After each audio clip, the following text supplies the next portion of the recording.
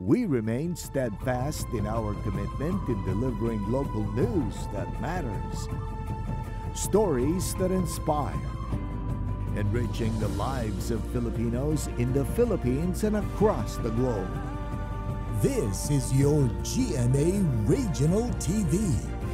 Buong puso para sa Pilipino. Ini ang GMA Regional TV Balitang Bicolandia.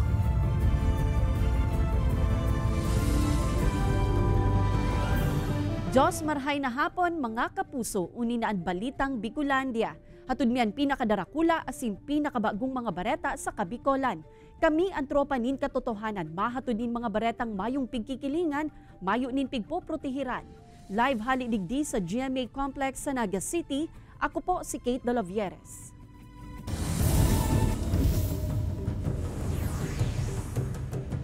Waiter sa Sarong Cafe sa Daet Camarines Norte, Irido, makalis pagbabadilon kanday pa na bibistong persona. Insidente sa pool sa CCTV, si Don Jimenez nakatutok. Sa pool sa CCTV, ang haranihang pambabadil kan sarunday pa nabibistong gunman sa waiter kan Sarong Cafe sa Banuan kan Daet Camarines Norte. Enot digdi may hiling ang paglaog sa establishmento kan lalaki asin nagmalumalong customer. Aban-aban pa bigla na kaining pinagbabadil ang waiter mantang nakatalikod ang test nagdulag. Tulos man na idinalagan sa ospital ang biktima. Sa inisyal na investigasyon kan mga otoridad, dati na subuot na nakakaresibinin huma sa buhay ang biktima, alaga da ipaaram kung ano ang rason kay ini. Mantang igwan naman na pigihilingin persons of interest ang kapulisan sa nasambitan ng krimen. Nagkaroon po kami ng series of follow-up operations at hot pursuit dito sa mga persons of interest na lumalabas sa investigation namin. And then nakakuha kami ng mga information at mga picture nung nagmamatch dun sa description. Sa ngunyan pigahalat pa kan kapulisan na maging stable ang kondisyon kan biktima, tanganing maipahiling digdian mga ladawan kan mga person of interest para dagos nang masusog kan mga otoridad asin maso na danin maninigong kaso. Kami po ay nananawagan sa ating mga mamamayan, lalong-lalo na dun sa mga nakakita ng insidente at kung sakali sana makipagtulungan sa amin para mabigyan kami ng magandang information na makakatulong po sa ating investigation. Ini si Don Jimenez, Balitang Bicolandia. Motorista sa Libmanan, Camarines Sur, Irido kan makabangga sa kasabatan na L300 van. Mga otoridad may pagirumduman sa mga mabiyahe ngunya na holiday season. Ini asin an iba pang detalye aramon sa pagtutok ni Jessica Kalinog. Gadan ang sarong persona, mantang irido ang saro pa sa banggaan kan duwang motorsiklo sa Banwaan in Talisay, Camarines Norte. Sigun sa report, pasado alas 3:30 nin maagahon kan magsalpukan ang duwang motorsiklo sa kalabaan kan Maharlika Highway sa Barangay San Isidro. Tulos man na idinalagan sa ospital ang duwang rider. Alagad saro sa mga ini ang pigdeklarar na dead on arrival kan mga doktor. Irido ang sarong rider makalihis makabanggaan pigmamaneho kaining motorsiklo sa nakaparadang tricycle sa Barangay Fabrika, Bulan, Sorsogon. Nagsapo ning lugad sa lawas ang biktima na tulos man na idinalagan sa ospital. Irido man ang duwang persona makalihis makabanggaan sarong motorsiklo sa L300 van sa Maharlika Highway sa Partekan, Barangay Bika, Libmanan, Camarines Sur. Base sa investigasyon na pigkondiser ka nga pinpilibmanan iyong motorcycle nag-encroach o nalaog niya ang linya kaniyong van asin nagkaigwas daning head-on collision. Liwat man na pigpapagirumduman ang mga motorista, urog na ang mga darakulang lunadan na mabiyahe ngunya na holiday season na magluway-luway sana sa pagbaybay kan mga tinampo. Ibitaran ang pakikigit-gitan sa mga kasarabay na lunadan na pwedeng magkausa nin aksidente. Siring na sana ka nangyari sa Banwaan in Ragay kung sa indikitan pang mahulog sa gilid kan tinampo ang sarong truck kan mag-overtake ang nakasunod na pampasaherong bus. Ang insidenteng ini pwedeng mangyari sa mga national highway. Oras na matikitan sa nasambitan ng bayulasyon, apektado man subuot ang lisensya asin pwedeng dain na makakua kan 10 years validity ka ini. Kaibanan si Gerald Gandia, Jessica Kalinog, Balitang Bicolandia. Presyo kan mga produktong petrolyo magkakaigwanin magkahalong umento asin pagbaba sa presyo. Mga motorista tuod na subuot sa paglangkaw baba sa presyo kan mga ini. Uyan report ni Chris Novello. Sa kada aldaw na pamamasada ng jeepney, inaabot subuot nin 1,300 pesos ang nagagastos sa krudo ni Edgar. Aminado man ining nakulang porsyento kan sa kinikita sa maghapong pamamasada ang napapaduman sana sa pagpapakarga ng produktong petrolyo. Gano, at maluwi naman nga ng posero, sige panlangkaw. Dapat dahil naman ko magparalangkaw ang krudo. Kaya makatabang man sa muyang nagkakarayod. Alagad ang kalbaryo ni Edgar sa libabang motorista ang madadagdagan pa. Tinhuli sa nakaabang na aumento sa krudo asin gasolina epektibo sa agad Disyembre 5. Susog sa price estimates kan oil companies, 25 centavos per liter ang magiging aumento sa kerosene, 10 centavos hasta 39 centavos per liter naman sa gasolina. Mantang may mangyayari man na rollback sa diesel na 35 hasta 75 centavos per liter. Alagad tuod na subot ang pirang motorista sa mga paghiro sa presyo kan mga produktong petrolyo. Magigini po kung kirim siya na makaragyan at malangkaw mababa. Ano na po yan? Hindi na ako ngalas. Kasunod kan panibagong price adjustment sa aga kan mga produktong petrolyo, uminabot na sa 12 pesos and 30 centavos per liter. Ang year-to-date increase sa gasolina, 6 pesos per liter sa diesel, mantang 1 peso and 74 centavos sa kerosene. Resulta subot inikan pag-ina sa produksyon kan oil producers sa pangkinabang merkado. Kay banan si Carlo Abunita, Chris Novelo, Balitang Bicolandia.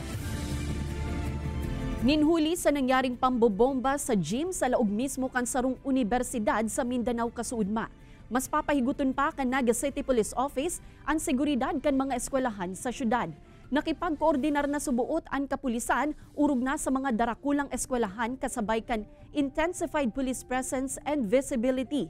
Pinara man kay ni ang paghandal kan publiko huli sa pigpapautob na comprehensive countermeasures para mapugulan ang mga siring na insidente. Nangapudan ngunyan ang kapulisan sa publiko na maginrigmat asin tulos na ipaabot sa inda kung may mahiling nakaduda-dudang tao, bagay o lunadan para maibitaran ang kaparehong insidente. Yes, a coordination has been made sa mga different schools natin. Maliban doon sa nilalabas na security reminders na ating sikado para sa pagmamatyag. Man iba-ibang produktong gibo sa kakao asin nyog, tampok sa pigkondusir na Regional Cluster Summit kan DA asin DTI Bicol. Dakulang papel kan Agriculture Department sa pag-uswag kan mga MSME, pigtawan doon kan DTI. Uyan report ni Jessica Kalinog. 12 dekada ng negosyo ni Nanay Linda ang pagtinda nin sweetened asin unsweetened kakao. Sigun sa iya, sa paglihis kan panahon, sa tabang kan manibaybang ahensya kan gobyerno, mas nabisto naman ang sa iyang mga produkto. Ang pinakamaganda, napasok na po ako sa DTI. Tapos, ito po ngayon, nasa trade fair kami lagi. Kasawa ng Diyos po sa mga nagtetest. Okay naman po kasi hindi ko talaga lagi ang feedback nila. Siring ni Nanay Linda, ipigbida man kan manibaybang farmer cooperative and association sa rehiyon ang sa indang mga produkto. Kabali man sa mga naglatag sa Cacao and Coconut Fair ang pirang mga lokal na negosyante. Ang mandato kan Department of Trade and Industry, iyo ang tutukan ang MSMEs o ang Micro Small Medium Enterprises. Alagad sigun ki DTI Camarines Sur Provincial Director J. Ablan, day magiging matrayumpo ang MSMEs kung mayo ang suporta kan sektor kan agrikultura. Sa business, igwang inaapod na forward and backward linkages. It means, pag sinabi itang forward linkages, iyon is sa processing and marketing. But the backward, iyo po hindi ang backup para po masustain ang manufacturing, ang processing. And we're talking of the agriculture. Iniman ang pigtutulod sa ginibong First Regional Cluster Summit kan DTI, Department of Agriculture asin Agricultural Training Institute Bicol, kaibanan ang Camarines Sur Cacao Council. Pigtawan doon sa aktibidad ang importansya kan pagtarabangan asin suporta kan lambang ahensya, urugnaan pagtalubo kan mga paraoma, para tanom asin para sira sa rehiyon. Matauman kaya ininindalan nganing masustinir ang pagkakaigwanin bastante asin dekalidad na raw materials para sa mga nagtatalubo man na mga negosyo sa Kabikolan, siring man na pag-abot kan panahon. Ang mga ini mailuwas naman sa national asin international market. Kaibanan si Carlo Abunita, Jessica Kalinog, Balitang Bicolandia. Ini Ini ang GMA Regional TV Balitang Bicolandia.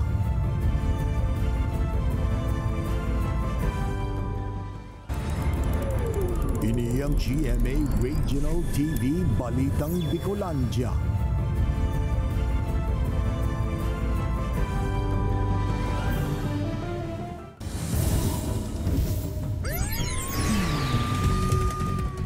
Sa kulungan ang bagsakan sarong 22 anyos na lalaki. Makalis maaresto kan mga otoridad sa entrapment operation sa sarong hotel sa Daet, Camarines Norte.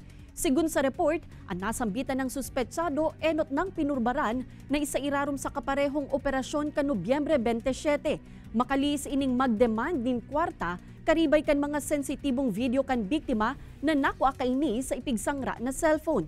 Alaga day nagtrayumpo ang mga otoridad. Alaga day pagiraray na kontento ang suspect. Liwat kaining binalikan ng biktima asin inagda na makidurog sa iya karibay kan pagdilit subuot sa mga nakuha kaining sensitibong video. Duman na liwat na nagbilog nin operasyon ang mga otoridad na nagresulta sa pagkakadakop sa nasambitan ng suspetsado. Pinurbaran pa kuta na kaining manlaban kung sa indua sa mga personahe kan kapulisan ang nagsapo nin dikit na lugad sa lawas. Sa ngunyan, nasa kustodiya na kan mga otoridad ang suspect para sa maninigong disposisyon. Kung maaari lang, kung nagkakaroon ng mga intimate relationship with other babae man or lalaki, siguro po wag na nating i-video, or kung gusto man din na panoorin kung ano yung ginawa nila after, paki-delete na lang din po, or siguraduhin nila na yung video kahit deleted na po doon sa trash bin, wala na rin. Nasa 10 kilo nin man ibaybang sira na kumpiskar sa pirang parasira sa Garchitorena, Camarines Sur na naaktuhang nagagamit kan pigpapangalad na galadgad o pinong pangke. Ang pagirumdom sa mga parasira aramon sa report ni Jessica Kalinog.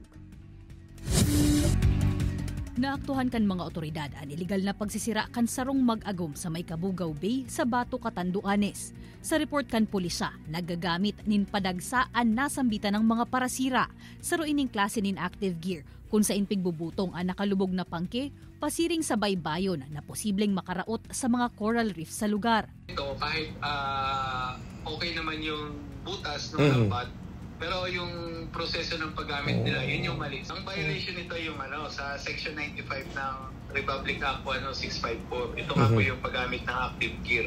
Nakumpiskar sa mga inian na sa 200 metrong laba nin pangke, asin 5 kilo nin man iba-ibang klase nin sira. Nasa 10 kilo nin saradit na sira man ang nakumpiskar sa duwang parasira sa Garchitorena, Camarines Sur. Nadakop-an mga ini na nagagamit nin galadgad o pinong pangke sa pagsisira. Na nagkakayod asin nadadanyaran ang marine life na nasa pinakairarom kan kadagatan.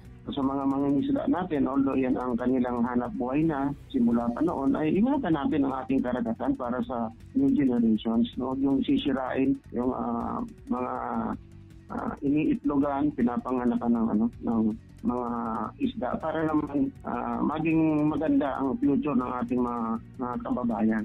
Maaatubang ang mga parasira sa kasong pagbayular sa Philippine Fisheries Code of 1998 ninhuli sa paggamit nin fine mesh net. Kaibanan si Gerald Gandia, Jessica Kalinog, Balitang Bicolandia.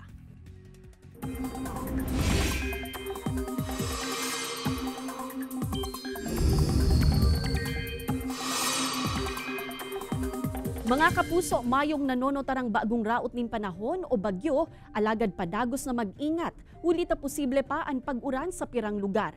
Padagos kaya ang pagdanay kan amihan asin easterlies. Ang amihan ang cold and dry air nagikan sa Siberia o mainland China. Mantang ang easterlies naman ang mainit na duros nagikan sa Pacific Ocean. Apera sa duwang weather systems, posibleng makaapektar man ang localized thunderstorms. Basado sa datos kan Metro Weather, may tsansa nin uran sa Camarines Provinces, Catanduanes asin Albay. Hababa ang posibilidad nin uran sa natatadang parte kan Bicol Region. May pag-uran man sa iba pang parte kan nasyon, siring kan Mimaropa, Visayas asin Mindanao. Alagad mababawasan ang pag-uuran pag-abot kan Bangi.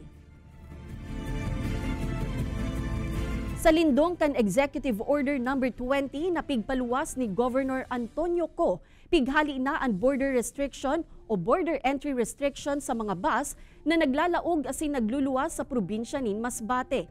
Epektibo ang nasambitan ng kasuguan puun kan Disyembre 1 kung sa pigtutugutan na ang pagbiyahe kan mga bus na may rotang Manila-Masbate vice versa. Ang nasambitan ng kasuguan basado sa kahagadan subuot kan mga pasahero asin mga bus operator. Alagad sigun sa gobernador, en kasong liwat na maglala ang transaksyon kan iligal na droga sa probinsya. Liwat niyang ibebwelta ang kasuguan na kontrolon ang paglaog kan nasambitan ng mga lunadan sa Masbate. As far as the lifting of our executive order, ang kausa niyan is we apply the general welfare clause dahil dati ang cause ng entry ng illegal drugs at saka illegal activities dito sa nagdumidiretsong mga bases papunta sa ating jurisdictions. Very much in favor and it's 100% convenient para sa amin na mga passenger, lalo na kapag marami kang baggage na dala. Pirang paraoma sa Naga City agrangay ang pagkalugi huli sa magkakasunod na pag-uuran kan mga nakaaging semana. 2 sa agricultural barangays kan syudad, 10 apektado. Ang iba pang detalye aramunta sa pagtutok live ni Chris Novelo. Chris?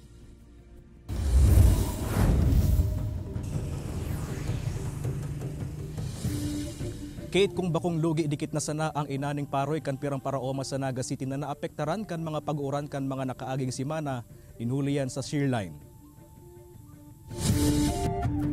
Sinamantala ni na Teresita Aguirre kan San Isidro, Naga City ang mainit na panahon para makapagbuunag nin paroy. 20 sako kuta na nin paroy ang piglaomang anay ninda. Alagad din huli sa mga pag-uran kan mga nakaaging simana na dulot kan shear line. Inabot na sa nainin ng 15 sako. Apwera sa nagdikit na ani, dahil pasubot nakabalik ang saindang ginastos sa saindang 10 ektaryang uma. Yung nga po, na-apla po si Paroy. Sayang si yung nagkaugwa ni Ata. Dahil naanita nalapa na si sa pagparaoran. Saro sa si Teresita sa 176 na paraoma sa siyudad ni Naga na naapektaran sa magkakasunod na pag-uran. Ang iba subot sa mga ini nalubog sa tubig ang mga tanom na paroy. Asin dain na napakinabangan pa. Dain na po, nalalapaan kita kayan, nalalapaan, and pag nalapaan na maski i-dry tayan sa solar na paagi, dain na po yan literal na nalalapa po talaga. Ang mga barangay kan Mabolo asin Concepcion Pequeña subuot ang pinaka naapektaran sa mga agricultural barangay kan syudad.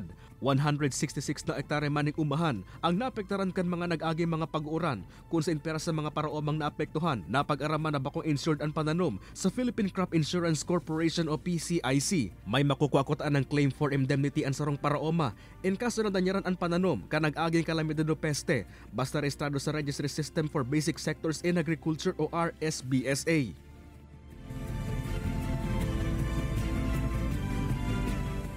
Kate, uminabot man sa labi 1 million pesos ang naikurit na danyos kan City Agriculture's Office sa mga naapektarang uman sa siyudad ni Naga. Mato man subot inining libreng banhi sa mga apektadong mga paraoma mantang padagos man ang pagiganyar kan opisina sa mga paraoma sa siyudad na iparehistro ang sila mga pananom sa RSBSA nganing in the end. Igos sindang makuan na claim for indemnity. Kate? Alright, Jos Mabalos, Chris. Ini ang GMA Regional TV Balitang Bicolandia.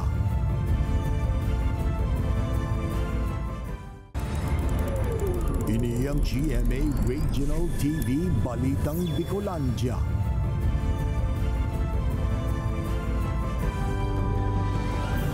Nagkapirang na genyo, mas pinipili ang bike to work como alternatibong transportasyon. Naga City LGU planong tauanin insentibo ang mga nagenyong nagbibisikleta pasiring sa trabaho. Uyan report ni Chris Novelo. Arual daw ng routine ni Nico na sarong medical technologist sa Bicol Medical Center ang pagbibisikleta pasiring sa sayang trabaho asin pauli vice versa. Haros sarong taon na subot niya ining ginigibo asin mas piniling magbisikleta kaysa sa mag-commute o magbakal ning lunadan. Apwera sa tipid sa pamasahe, stress reliever as an ehersisyo pa subuot ang sayang lawas sa pagbibisikleta. Mas gusto ko kasi nagbabike since nagagalaw yung katawan mo. Also nakakatipid ka sa gas, nakakatipid ka sa pamasahe, tapos nakakatulong ka pa sa environment. Ang bike to work routine siring kan ginigibon ni Nico, ano pang mapakusog kan gobyerno, base naman sa piniluwas na proklamasyon ni Presidente Ferdinand Marcos Jr. Idineklara kaya kan Presidente November 30 kan kada taon como National Bike to Work Day, asin mai-promote ang pagbibisikleta como alternatibong transportasyon pasiring sa trabaho. Obheto man ka nasabing proklamasyon, ang pagpapakusog pa kan balance and healthful ecology. Ang Naga City LGU may mga plano na subot sa mga programang gigibuhon para mas makaing ganyan asan magdakul pa ang nagbibisikleta pasiring sa trabaho. Next year, ang plano may is mag-provide kami ng mga giveaways. Ining mga bike to work kagulpihan kasi may mga ilaw, may reflectorize. So iniipit tao mi with best and with light. Makondusib man subot ng on-site registration ang opisina para iparehistro kan mga nagbabike an sa indang bisikleta. Apwera ka ini, papakarahayon man kan opisina ang mga bike lane sa syudad. Ninhulit na haros dahi na mahiling ang markings kan mga ini. Nangapodan man nini sa mga motorista na share the road as in irespeto ang mga nakakasabayang mga nagbibisikleta. Kay baran si Jovel Obiso, Chris Novelo, Balitang Bicolandia. Nagtiripon ang mga progresibong grupo sa rehiyon sa ginibong Forum and Dialogue sa Legazpi City. Ini may koneksyon sa human rights violations na obhetong maipresentar kan grupo sa mga government agencies. Sa datos kan grupo, kadaklan sa mga nairirehistrong insidente may koneksyon sa harassment, threat, coercion, red tagging, illegal arrest as in illegal detention. Apwera kaini igwa pa subuot nin extrajudicial killings asin naging biktima nin political prisoners. Hagad man kan grupo na matauan ininin solusyon kan mga otoridad asin kan mga opisina na may jurisdiksyon sa nasambitan ng issue. Ang aktibidad na ini parte man kan pagselebrar sa International Human Rights Day sa Disyembre 10. Kanureco may utang subuot ni nasa 13 million pesos sa provincial government kan Camarines Norte. Kooperatiba na memeligrong dai na matauanin prangkisa asin maisa pribado en kasong dagos na ining dai makabayad. Uyan report. Dakulang angat ngunyan sa manamiento kan Camarines Norte Electric Cooperative o Kanureco ang haros 13 milyones pesos na franchise tax na dapat mabayadan sa provincial government. Ang nasambitan ng utang nagpuon kan taong 2012 hasta 2018. Ang isyong ini nadiskubre makalis na magpadara nin surat sa opisina ni Governor Ricarte Padilla ang manamiento kan Kanureco kung sa inpigahagad ka ini sa provincial government na dai na sinda pagsingilon kan surcharge asin interes. Bago bigyan ng clearance, dapat linisin muna nila ang mga utang, lalo na sa ating pong pamahalaan. Kaipuhan kaya kan kooperatiba na makakuha ng clearance sa provincial government, hulita kaipuhan man ini sa renewal kan sa indang prangkisa. Kundi kaya makabayad asin day makakuha ng prangkisa ang kooperatiba, posibleng mag-take over ang pribadong kumpanya na igwang interes na kaputan ang power industry sa probinsya. Kailangan natin i-attach yung po sa ating franchise application para po ma-renew yung ating prangkisa. Isa po sa kailangan requirements yung pong franchise tax clearance na galing sa ating provincial government. Kung may isa pribado man ang kooperatiba, mawawara na ng kontrol ang gobyerno as imposibleng maglangkaw ang babayadan sa kuryente na syertong makakaapektar sa mga konsumidor. Sa ngunyan pigsyerto man kan manamiento kan Kanureco, nagigibuhon nindaan gabos sa makakaya, tanganing masolusyonan ang nasambitan ng problema. Ini si Don Jimenez, Balitang Bicolandia. Paniistorbo kan sarong padre de pamilya sa iyang aki na nagigibon in video presentation, nagdaranin good vibes sa netizens. Bistunta sinda sa istorya ni Chris Novelo. Good vibes ang dara sa netizens kan video na ini na pinost sa social media kan first year BS Environmental Science student na si CJ Bermundo. Sa katahawan kaya kan pag-record niya ng video presentation para sa sarong subject. Biglang suminulpot an sa iyang ama asin nahiling ini sa video na ikinasuya ni CJ. Si Papa man kaya! Nakailang take na po ako noon, tapos that time na nagvi-video ako, naiinis na po ako noon, tapos biglang na-distract na po ako noon kasi parang may papasok po noon, tapos nakagulat ako na si Papa na po yung sumilip. Tapos yun, nagalit po talaga ako nung pumasok si Papa. Kinumpronta pa man subot ni CJ an sa iyang tatay Bobby, alagad. An nan susuyang nalawgon subot kay ni an sumilabat sa iya. Imbes na masuya, ipinatagos na sana ni CJ an sa iyang pag-video. Ano lang, Itong kaugmahan ko lang na nag-online class nga ni si agi ko istorbong ko na akong Gawi subot inikan sa iyang ama para mapagian ang pagmati asin magdaraning good vibes sa iyang mga aki. Nagdaraman subot din kaugmahan ki CJ ang komento kan mga netizen sa iyang video asin sa indang padre di pamilya. Respect si Papa Mangkayan! Kabanan si Jovel Ubiso, Chris Novelo, Balitang Bicolandia.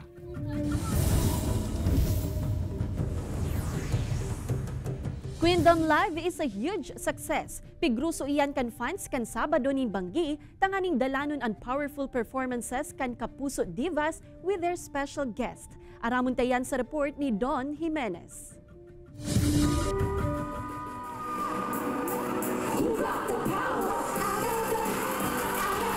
Powerful asin palabanan performances ni Darita Daniela, Thea Ashley, Hannah Presillas, Marian Osabel, Jessica Villarubin, asin Julian San Jose sa indang concert sa Queendom Live.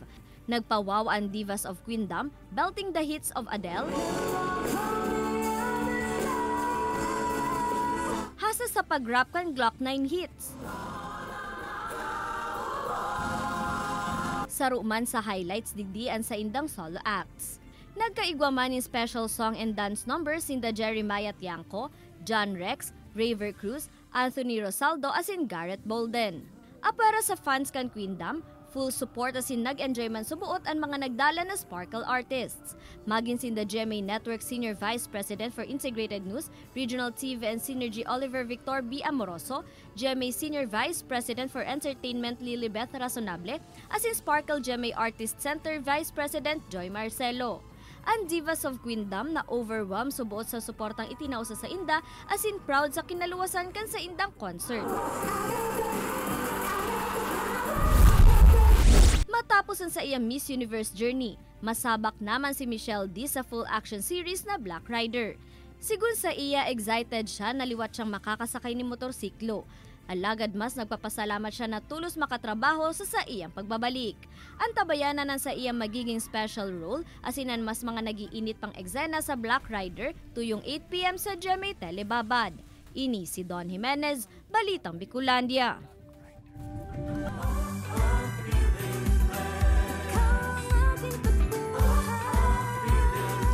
Kainot-inoting Community Christmas Lighting Competition o Festival of Lights sa Jose Panganiban, Camarines Norte, pigkondusir. Siripunta ang mga pailaw na ini sa istorya ni Don Jimenez.